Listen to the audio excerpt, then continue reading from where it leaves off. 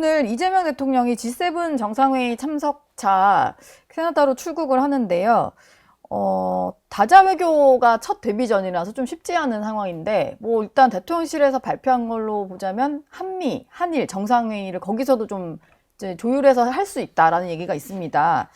실제 좀 실현될 가능성이 있을까요? 일정이 되게 촉박하긴 하던데. 우리 외교 라인의 이제 능력을 좀 보여줘야 될 것 같아요. 네. 그러니까 미국도 그렇고 일본도 그렇고 지금 새로 우리 이제 이재명 대통령 정부가 생겼기 때문에 네. 한국에 대한 관심이나 그 관계 유지를 위해서 그쪽 나라들도 필요할 거라고 봅니다. 근데 이게 다자 외교라는 게 가보면 굉장히 어려워요. 복잡해서 전체 회의가 진행 중이고 그 전체 회의 중간중간에 조그만 회의실을 준비를 하거나 네. 아니면 그도 아니면 회의실 한켠에서 소위 풀 어사이드 방식으로 서서 그냥 그렇죠. 잠깐의 그렇게 대화를 대화를 거. 하는데 뭐 정상 간에 그러니까 외교의 백미는 정상 외교라고 하는데 정상 간에 잠깐이라도 만나서 네. 뭔가를 얘기하고 그를 통해서 신뢰가 구축이 되고 다음에 1대1 정상 외교에 대한 기초가 다진다면 저는 중요한 계기라고 보기 때문에 이번에 급하게 준비해서 갔지만 그래도 네.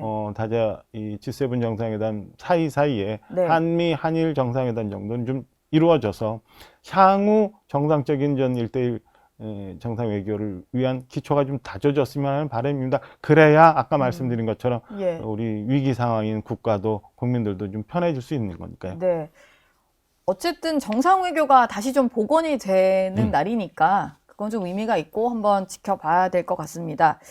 이재명 대통령은 이제 외교 쪽에 조금 더 치중하고 또 민생 뭐 추경 얘기를 가장 요새 많이 하고 있다고 하는데 동시에 또 1호 법안이 3대 특검법이었다 보니까 이것도 이제 특검은 임명이 됐고 준비 작업이 진행이 되고 있는 것 같아요.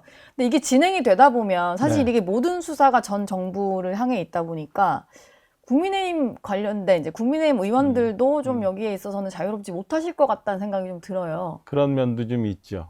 그러니까 걱정되는 부분이 좀 있고 예. 일단 첫째 아쉬운 점 먼저 말씀을 드리면 적폐청산이나 정치보복은 안 하겠다고 이재명 대통령이 얘기했지만 예. 지금 1호 법안이 3대 특검이 돼버렸어요. 그럼 뭐 사실상 이렇게 저렇게 표현하면은 그게 정치보복이고 적폐청산이 뭐 되는 정치 거니까. 보복은 아니지만 이제 내란은 청산해야 그렇죠. 되니까 뭐 이런. 근데 저는 개인적으로는 안철수 의원님 말씀하신 것처럼 뭐 특검에 대해서 저희가 크게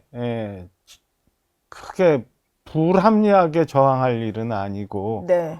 우선 이것에 대해서는 명료하게 처리가 되고 나는 게 좋다고 생각합니다. 그러니까 특검법안이 진행되고 특검 활동 기간이 정해져 있지만 최대한 빨리 네. 이 딱 그 스나이퍼식으로 필요한 부분만 정리해서 뭐 죄가 있는 부분은 정리하고 그다음에 역사로 넘겨서 기록해야 될 부분은 그렇게 해서 하고 난 다음에 빨리 정리하고 그다음에는 민생을 향해서 가야 되는 게 맞지 않나라는 생각입니다. 그래서 예. 다소 아쉽기는 하지만 왜 그게 1호 법안이 됐는지 네. 다소 아쉽기는 하지만 그래도 조속한 시일 내에 빨리 정리가 되고 민생을 향해서 갔으면 좋겠다는 생각이고 저희 당도 그런 부분이 빨리 정리가 돼야 그 다음에 국민들로부터 신뢰를 다시 회복할 수 있게 민생 얘기도 할 수 있는 거고 여당이 잘못 가는 부분에 대해서 지적할 수 있는 거고 네. 그리고 보수 지지층들이 주장하는 그런 가치나 이념에 대해서도 우리가 자신 있게 얘기할 수 있는 상황이 오지 않겠어요?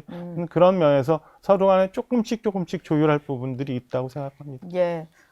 오히려 좀 뭔가 정리를 하고 넘어갈 수 있는 뭐 그런 계기일 그렇죠. 수도 있으니까